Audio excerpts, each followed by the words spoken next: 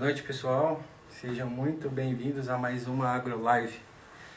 Hoje nós temos dois convidados muito especiais. Dois pioneiros do plantio direto. Wilfried Arnes, aqui no Rio Grande do Sul. E Ivan Bruxelli, junto com teu pai Beto Bruxelli, ali em Goiás. Tá, vou adicionar eles aqui.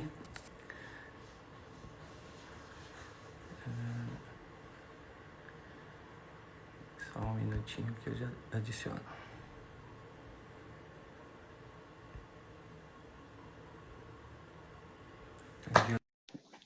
Só aguardar eles entrarem, a gente já dá início ao hino nacional brasileiro. Boa noite, Ivan. Boa noite, Silvio. Boa noite, pessoal. Seja muito bem-vindo. Muito obrigado, Silvio. Deixa eu abaixar um pouquinho aqui. Ó, o Wilfried está entrando, tá bem? Boa noite, Wilfried. Boa noite. Boa noite, Wilfried. Boa noite, Silvio. Sejam muito bem-vindos para nós. É uma honra ter dois feras aqui na AgroLive. Acredito que tem muito conhecimento para ser compartilhado. E vamos dar início ao hino nacional para a gente começar.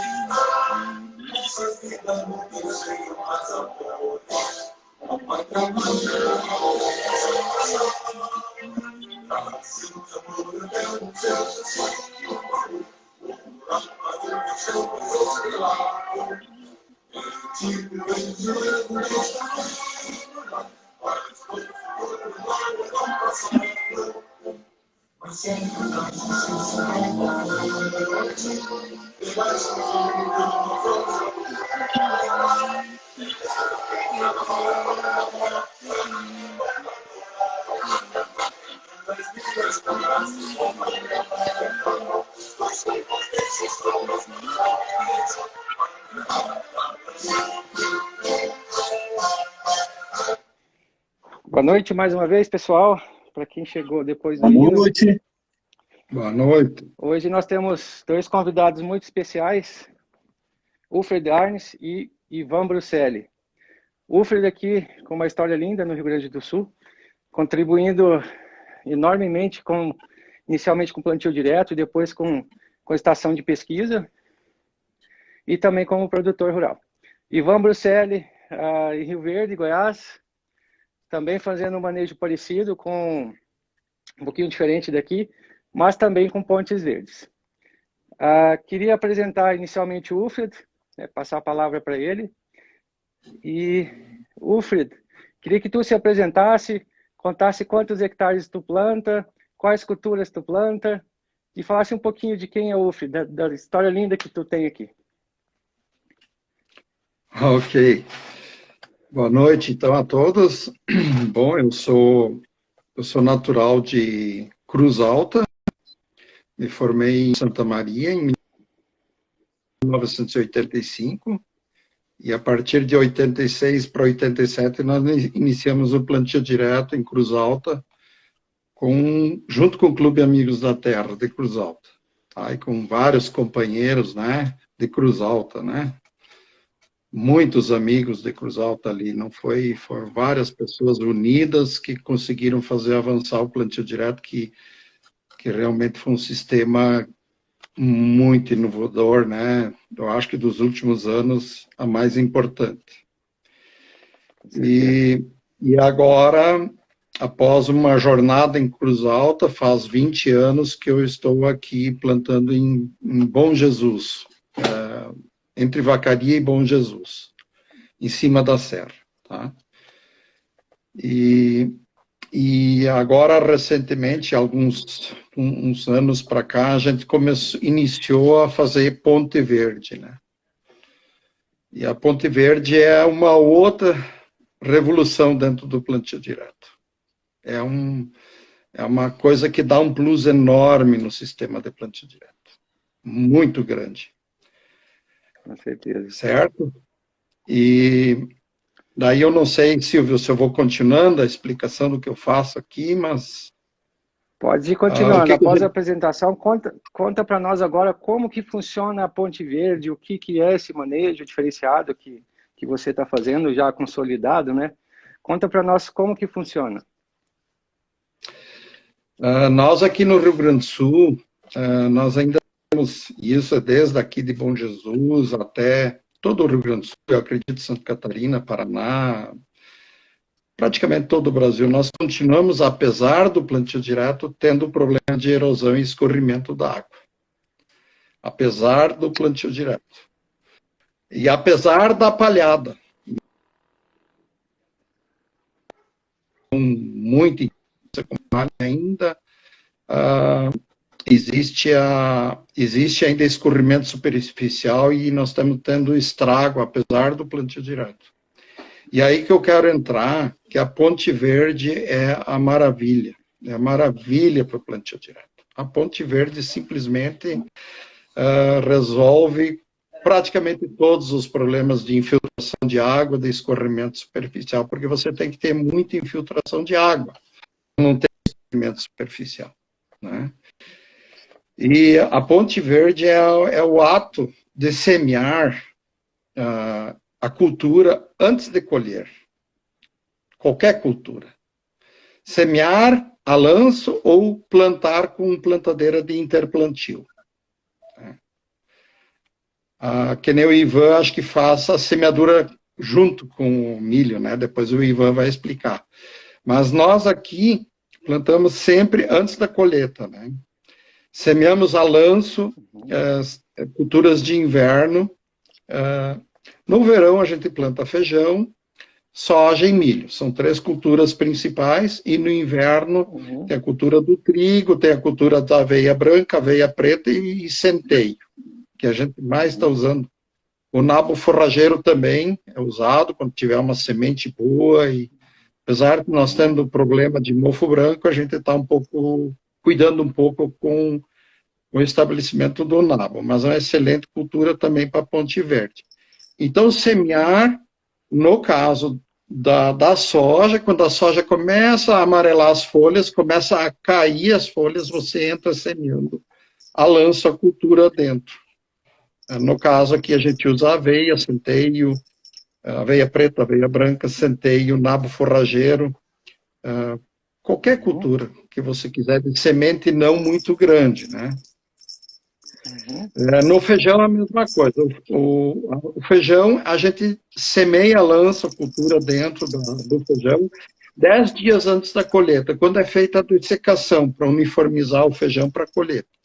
Então, você está dessecando a área, você está semeando a lanço a cultura seguinte, a aveia, centeio, aveia preta, aveia branca, a gente usa para cobertura. 10 dias, então, junto com a dessecação do feijão. Então, a colheitadeira vem, colhe o feijão, espalha a palha e ele vai nascer. A cultura de Ponte Verde, ela nasce por camadas, ela nunca nasce normalmente tudo junto. Ela nasce conforme as chuvas vão caindo, as plantas, as sementes vão se acumulando no solo, ela vai germinando. Tá? Mas a grande vantagem da Ponte Verde, gente, é você não mexer na... Eu falo assim, o ato de plantar com nossas plantadeiras, apesar das nossas semeadoras de trigo, de aveia, serem de plantio direto, elas fazem uma destruição muito grande no perfil, no primeiro 4, 5 centímetros do solo. Ela causa infarto no solo. Causa infarto. Quando você tem canais, eu falo sempre em artérias e veias, tá? O solo é todo conectado em canais, que quando você está com os canais no perfil intactos, a taxa de infiltração é bem acima de 100 milímetros por hora de chuva. Então, o problema é o seguinte, quando você passa um disco duplo, ele faz um trabalho parecido com a grade niveladora, muito parecido. Ela desloca o solo para o lado, apesar da palha estar em cima. Você deslocou 1, 2 centímetros para o lado do solo, você desconectou todos os canais de aveias e causa infarto. Então, o que acontece? Apesar de estar com uma camada de palha, o solo foi deslocado na superfície, e os canais ficam todos trancados. Então, dá uma chuva, 10, 15 milímetros, 20, aquela primeira camada de 4, 5 centímetros suporta 15, 20, 30 milímetros. Ok, mas não é assim, né? Nós temos chuva agora, que nem a última chuva deu 110 milímetros em 24 horas. É muita água, né? É muita água. Mas aonde acontecem os problemas? O problema é quando tu interrompe os canais de infiltração. Porque o nosso solo tem alta capacidade de infiltração. Só que nós não podemos mexer nos canais do nosso solo. Então, aí que vem a Ponte Verde. A Ponte Verde, eu ando daqui a Cruz Alta, que é a minha terra natal, e eu vejo logo após a colheita de soja, Silvio, um grande deserto. Um grande deserto. Sim, fica um período ali... Um grande deserto. 95% é soja. Fica aquele grande deserto de soja. E você imagina, depois de colher a soja, você ir lá plantar a cobertura. Você vai causar um infarto e vai causar erosão nessas coxilhas. Então, aí que entra a Ponte Verde. Nem que você vai fazer. A Ponte Verde é tão fundamental que você colheu a soja, tem que estar tudo verde. Nem que você vai plantar depois de novo trigo, outra cultura, centeio, enfim, qualquer cultura de inverno não pode existir vazio. Não pode ser plantado depois de colher. Então, essa é a ideia do Ponte Verde. Não, e é fantástico, a gente acompanha... Foi sim. Só explica para nós como que tu faz esse plantio. Tu utiliza tu vai no rastro pulverizador e utiliza um lance? Exato. A nossa barra de pulverização era 24 metros, hoje é 27 metros. E nós conseguimos a aveia jogar a lanço com autopropelido com semente, a lanço com discos, a lanço. até 25 metros na veia. E centeio, trigo, esses não tem problema. O centeio é um grão mais pesado, o nabo é um grão mais pesado, já consegue 27, 28, 30 metros. Então, o que a gente está fazendo para atingir os 27 metros? A gente faz uma mistura de centeio com aveia preta e aveia branca, faz um mix de 3 graminhas e espalha a lança e fecha os 27 metros. Entendeu? Semente leve é impossível fisicamente atingir 36 metros, por exemplo. Né? Aí teria que ser peso de um cloreto de potássio ou de uma ureia plus granulado, né? Mas existem hoje equipamentos que já estão fazendo a semeadura por barra, né? Então, se a tua barra é 30 metros, tem que ter uma barra de espalhar pneumática de 30 metros. Se tiver 36 metros, tem que ter 36 metros. É basicamente semear lanço dentro da cultura antes de cair as folhas. É isso aí. Show de bola. Aí e a diferença... a cultura, a diferença é excepcional na infiltração de água. Você zera a erosão. Zero. É impressionante. É a coisa mais linda do mundo. Você bota a cabeça no travesseiro e dorme tranquilo quando chove. É muito bom. É verdade. E a gente acompanha a tua área já tem um tempinho, é fantástico. Tu termina a colheita ali, já está pronta a área. Tudo pronto. Toda a nossa área de tudo com ponte verde.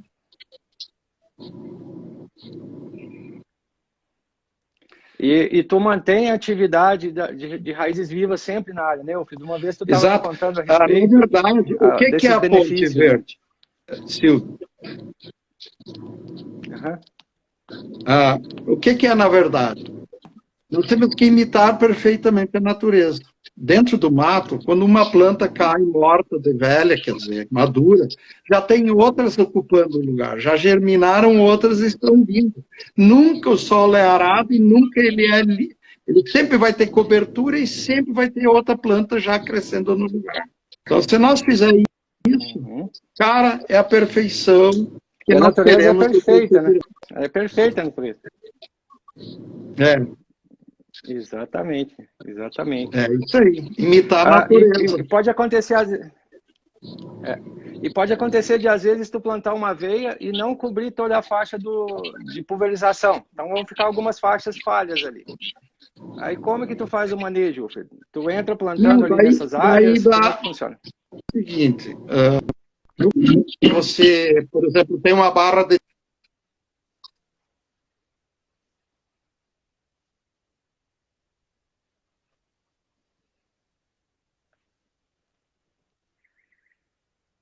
Acho que estamos com problemas.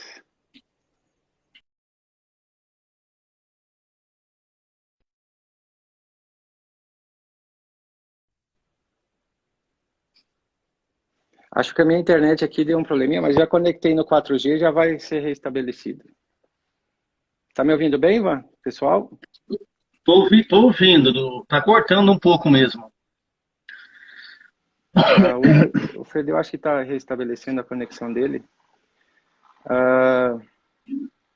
Mas enquanto isso, vamos falando um pouquinho de como que funciona esse manejo, né? Ele já falou que é fantástico. Depois que tu colhe o soja, que tu colhe o milho, já está pronta a área. Assim como o Ivan faz lá, né, Ivan? Depois que tu colhe ali a lavoura de milho, safrinha, segunda safra, né? Porque não é safrinha mais, tu já tem uma lavoura pronta, né?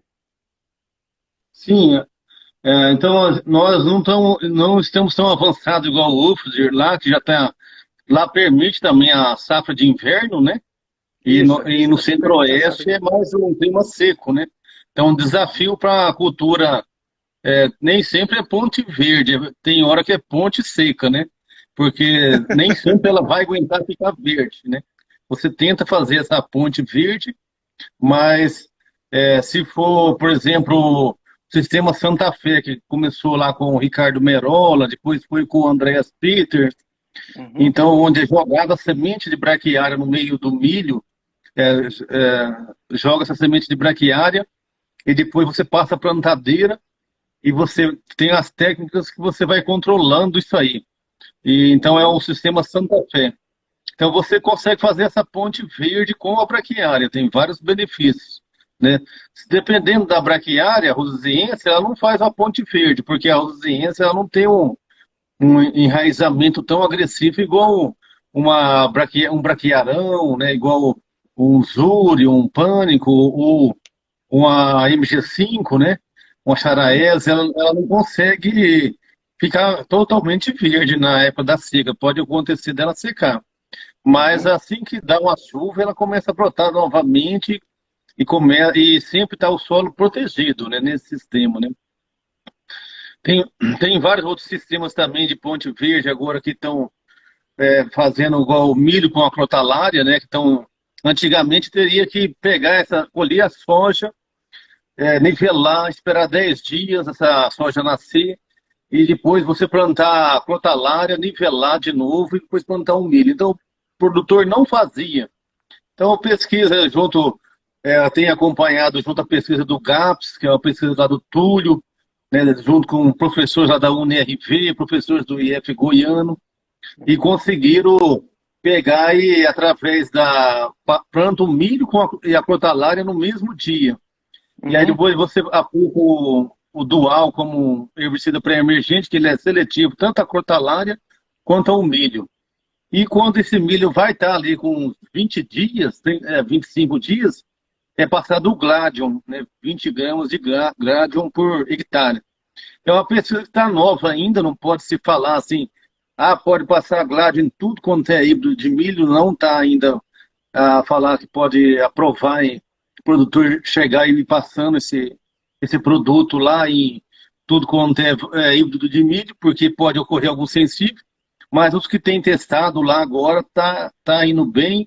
Tem mais de 7 mil hectares hoje nesse sistema de crotalária sem ter que esperar esses 10 dias, que é uma novidade, né? Que até hoje não era possível. Esse produto mata essas sojas, né?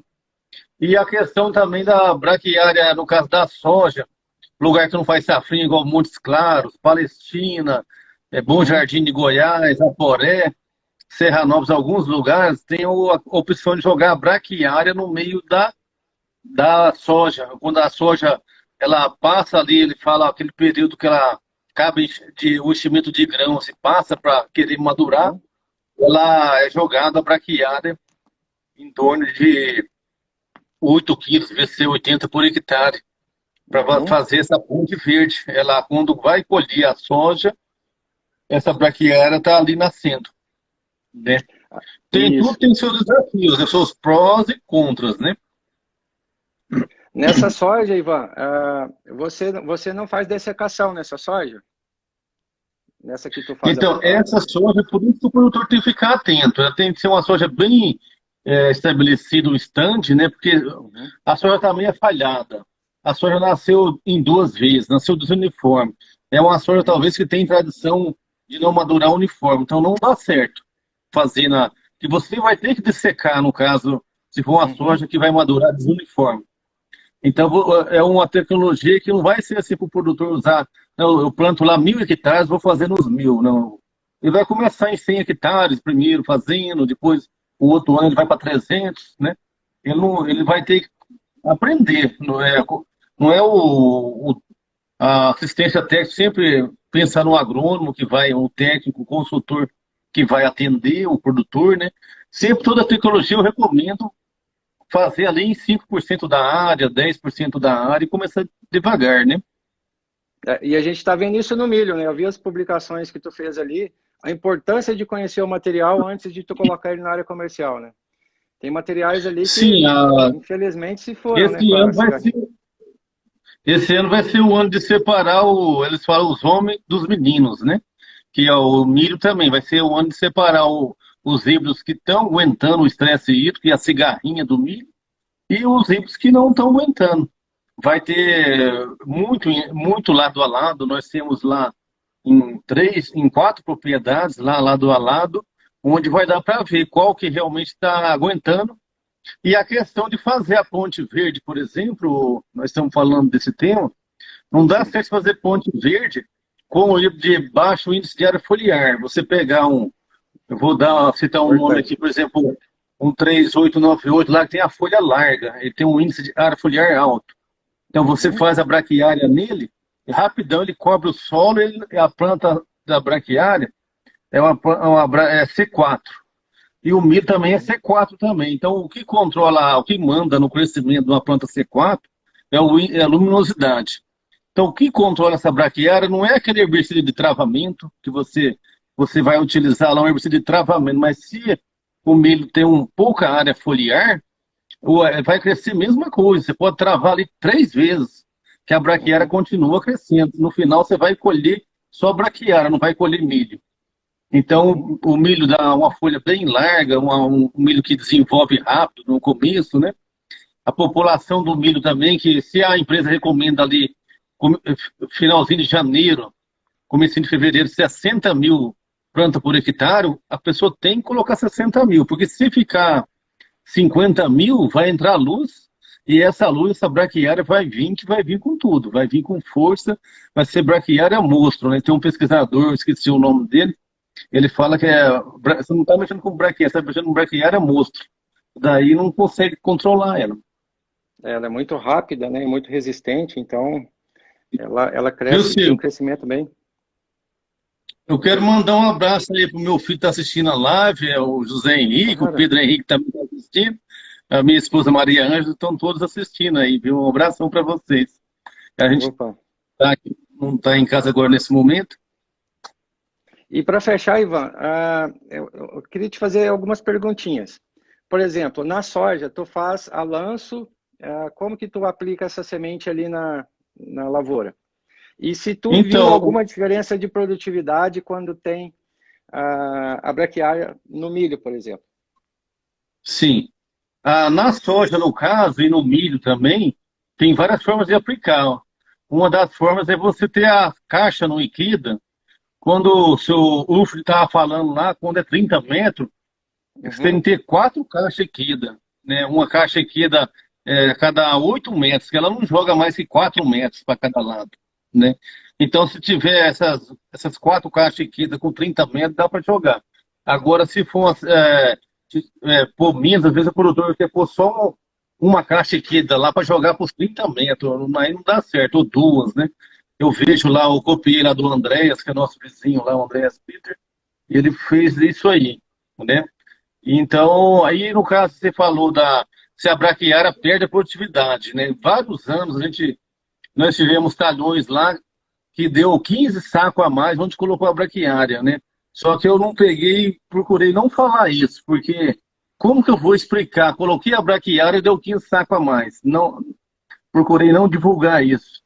Teve talhões que deu 2 sacos a mais, teve talhões que deu 2 sacos a menos, né? Agora, assim, você tem que ter água para a braquiária, você tem que ter água para o milho. Agora o produtor quer plantar fora da janela e ainda pôr a braquiária, não, aí não dá certo. Porque tem que ter água para 2 culturas. E tem que adubar bem o nitrogênio para as 2 culturas também, né? Não vai querer fazer milagre, não, vou adubar pouco e ainda vou pôr braquiária no meio para fazer a ponte verde, né? Então, o que o seu Wolf falou ali, a questão de distribuir bem essas sementes em todo o perfil, você cansa de ver pessoal fazendo de avião ou no pulverizador e ficando aquelas faixas sem semente lá, né? E não adianta o solo parte com a ponte verde, parte falhado, né? Fica igual a bandeira do Goiás lá. Eu gosto muito da bandeira do Goiás, mas fica aquela verde e amarelo, aquelas faixas sem semente, né? E aí tu acaba deixando o teu solo desuniforme, né? Sim, o importante é igual o seu falou, que não deixar o solo o mais poroso possível, porque essa chuva deu uma chuva de 105 milímetros em menos de 20 minutos, a primeira chuva que deu o ano passado. Né? Então, se fosse um solo desprotegido, ele ia todo embora, né? Tinha que buscar a fazenda lá no riacho próximo. Desse jeito. E eu acho que, assim, O Wilfred retornou, né? Muito obrigado pela presença de volta, Wilfred. Eu sei que internet, conexão. Mas assim, para fechar a live, quais são, vamos relembrar aqui o que foi falado, mas quais são as principais benefícios de realizar a Ponte Verde, né? O Wilfred já colocou ali que a porosidade do solo aumenta, né? Consequentemente, tu vai ter mais atividade microbiológica no solo, né? Consequentemente, tu vai ter mais infiltração, tu vai conseguir armazenar mais água no solo, né?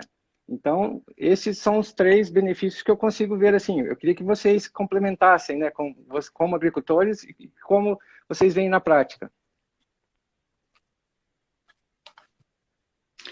Bom, não sei, Ivan, para nós aqui no sul, que a gente planta cobertura, por exemplo, uma grande vantagem é a economia de combustível e grande velocidade de plantio. Enorme. A velocidade de plantio é simplesmente enorme e o custo é muito baixo. Muito, muito baixo. Semear a lanço dentro da cultura da soja, do feijão e do milho. Então, você tem grande velocidade, economia de combustível, né?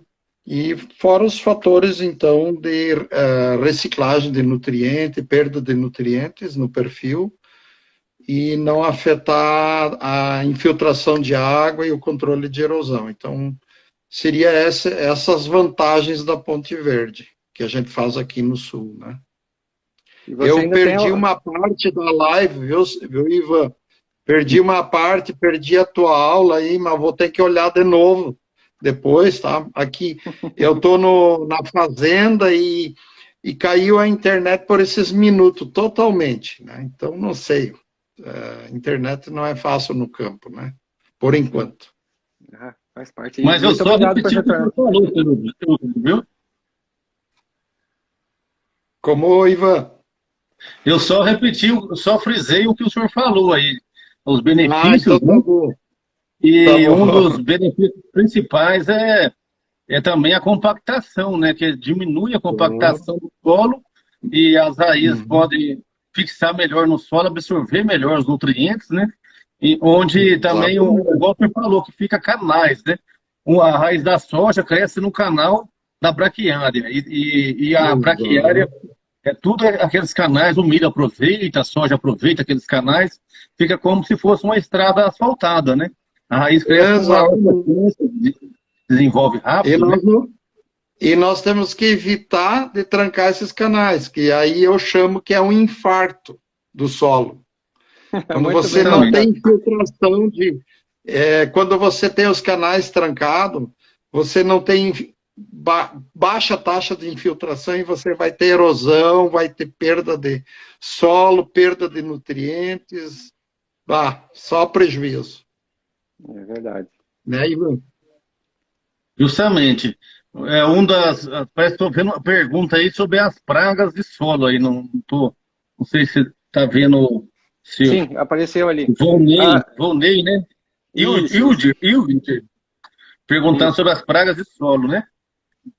Temos também que atentar a questão da Ponte Verde também, ficar bem, monitorar bem o solo também, que pode fazer uma ponte verde para, por exemplo, percevejo castanho, né, para algumas pragas, mas ao mesmo tempo você faz uma ponte verde para os inimigos naturais, por a parte biológica, e essa parte biológica ela consegue combater também essas pragas também ao mesmo tempo.